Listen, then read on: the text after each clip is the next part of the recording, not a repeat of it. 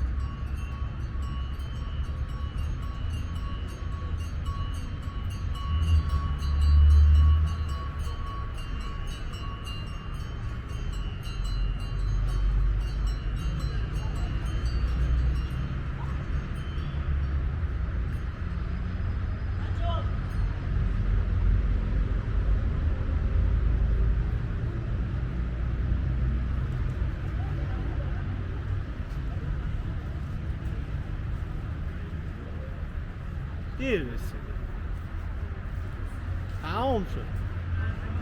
تمام شد تا همین موقع جارو شد رفتی؟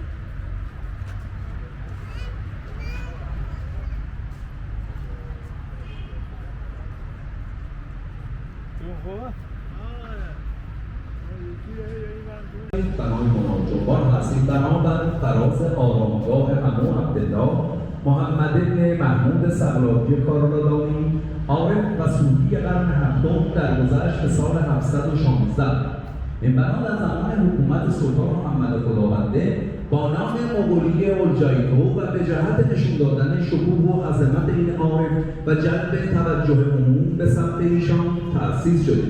اطلاعات ما در رابطه با این عارف در حد این کتیبه‌ای هست که بیش از 700 سال پیش اینجا نصب شده. قسمت بالا اسم و نسب عمو عبدالله، دو طرف خصوصیات و صفات بارز اخلاقی این عارف، روز و سال درگذشتش رو به حروف عربی 17 ذی‌حجه سنة 10 سال 716 هجری قمری حجاری کردند.